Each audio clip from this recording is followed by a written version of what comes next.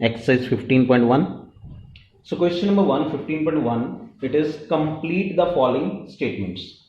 So first one is probability of an event plus probability of event not E is equal to dash. As I already discussed negation of the event. So suppose probability of getting red ball is 5 by 12. So what is the probability of not getting red ball? Not red. Not red means what? It is white. So it will be 7 by 12. And if I add both these probabilities, probability of getting red plus probability of not red, what will come? 5 by 12 plus 7 by 12 is 12 by 12. That is equal to 1. So we got the rule here. Probability of an event E plus probability of event not E is equal to 1. So 15th question, 15.1 exercise, first question, first part, answer will be 1. Right? So question number 1, once again I am writing exercise 15.1. So first part answer will be 1. Now second is the probability of an event that cannot happen is dash. The probability of an event that cannot happen is what? Is 0. Impossible. So second part, first blank will be 0. Then if they are asking, such an event is called dash. So such an event is called impossible event. Right? Third part, the probability of an event that is certain to happen, that is sure to happen, the probability will be 1 and it is known as sure event. We already have discussed. Now the next is sum of the probabilities of all the elementary events of an experiment is dash. So here we see probability of getting 1, 1 by 6, 2, 1 by 6, 3, 1 by 6, all these elementary events probability we have calculated. Now if we add 1 by 6 plus 1 by 6 plus 1 by 6 plus 1 by 6 plus 1 by 6 plus 1 by 6. So 6 times 1 by 6. It will be 6 over 6 equal to 1. Right? So what is the answer of this part? Sum of the probabilities of all the elementary events of an experiment is 1. The fourth part answer is 1. Fifth part, the probability of an event is greater than or equal to.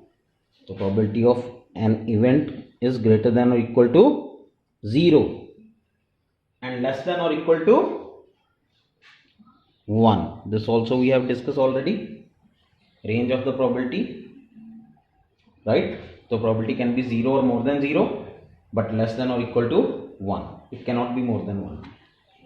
Right, students? So this is your question number 1, exercise 15.1. So the next question is very important. Question number 2.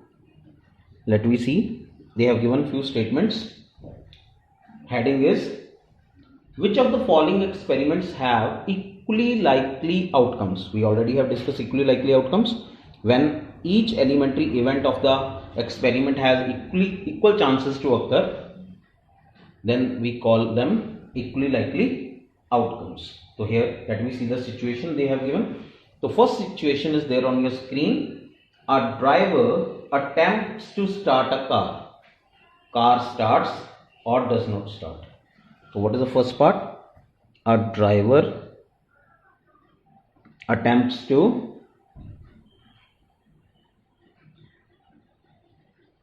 start a car. The car starts or does not start. Now students, now car starts or does not start. Now car will start or doesn't start. Both these events are not equally likely here because if we want to start the car, it depends upon many factors, like whether the car has the fuel or no, diesel or petrol, whatever. Second, car is new or old, sometime very old car is there that doesn't get start easily. It depends upon the many conditions and factors. We cannot just say a car will start or car will not start, and because it depends on many factors, so here our answer of this question is the first part is not equally likely outcomes. So this experiment has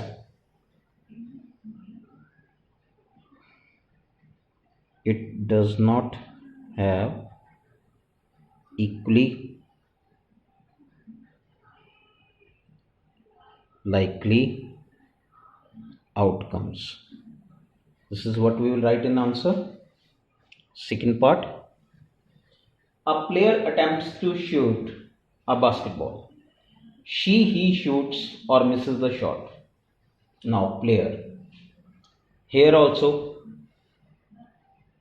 a player shoots the basketball. Now depends sometimes. Suppose for example, it may happen a player is not from the same game, basketball. Player is of cricket, but sometime for fun we used to play other games also. So if player is new to the game basketball, so on first attempt he may not be able to shoot the ball. And further, boy and girl, they have different capacities. It may happen if you are very new to the game, you may not be able to shoot the ball. And if you are very good player, you may shoot the ball in the very first chance. But here shooting the ball or not shooting, we cannot consider equally likely. So answer will remain same what we have written in first part. In this case also the answer will remain same. So it is same. Third part, a trial is made to answer a true false question. The answer is right or wrong. Now in this case, a trial is made to answer a true false question. So answer of the question is either true or false. Now even if the student has studied or not studied, read or not read, intelligent or not intelligent, whatever he will answer, he will either answer as true or he will answer as false, right? So his question will be either correct or wrong, and here they are asking the answer is right or wrong. Obviously there is no third possibility, there is no third thing that can happen. So here we say yes, it has equally likely outcome. So this experiment has equally likely outcome. So third part I will say it has equally likely outcomes, right? So second and first part were not having equally likely outcome, third part it has, because question has two answers only, either true or false, so there is no third possibility. Fourth, a baby is born, it is a boy or a girl. Obviously when a baby is born, it is either boy or girl, so it also has equally likely outcomes. So third and fourth part have equally likely outcomes, whereas first and second part don't have equally likely outcomes. So this is your question number 2, students. Question number 3. Why is tossing a coin considered to be a fair way of deciding which team should get the ball at the beginning of the football game? So we know in football game there are two teams only. Two teams used to play the football match, right? And we also know a coin has only two possible elementary outcomes, that is one is head and one is tail. So in case of a coin we have only two possible outcomes, one is head or tail. And in football match we have two teams used to play, team 1, team 2, right? This is one thing.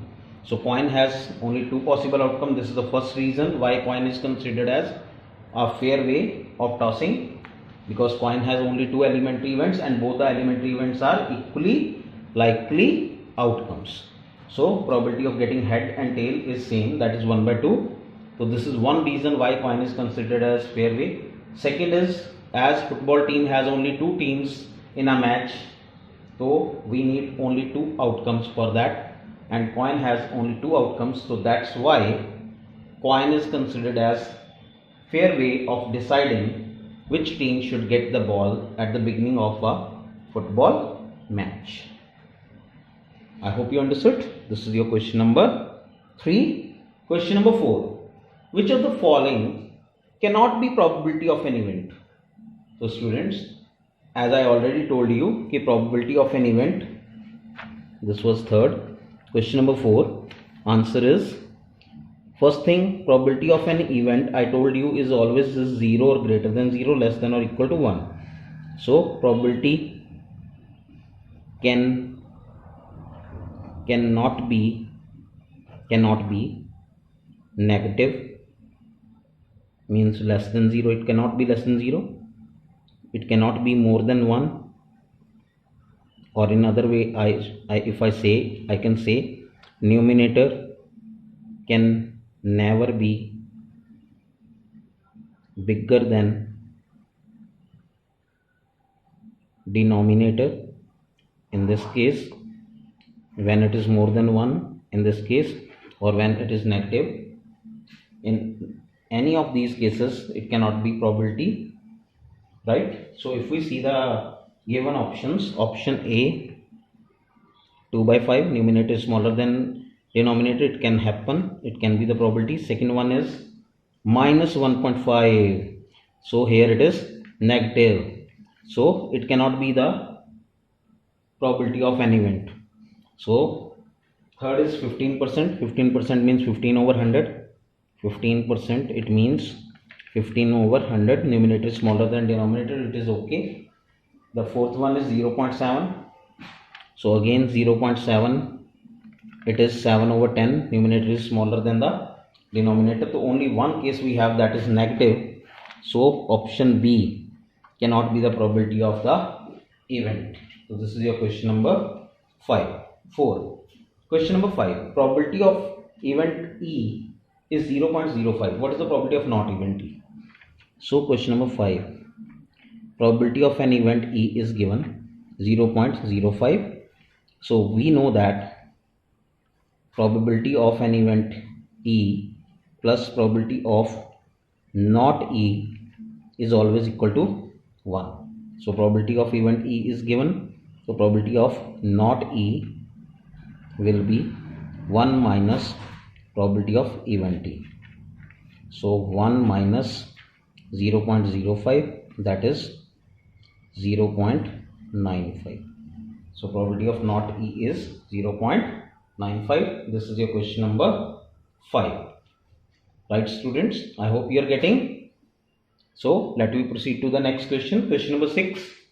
A bag contains lemon flavored candies only. Malini takes out one candy without looking into the bag.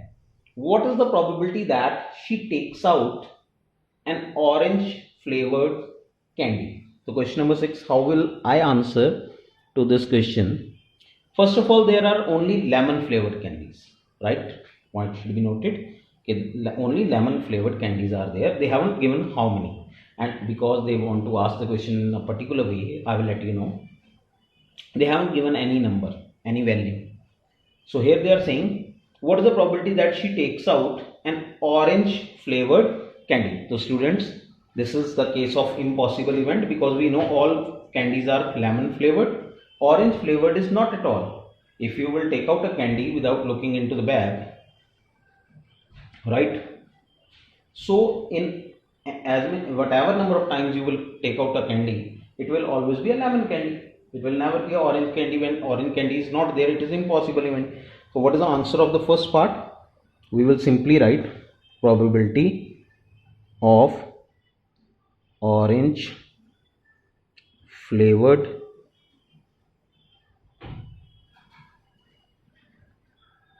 candy, orange flavored candy is equal to 0. In bracket we can write impossible event.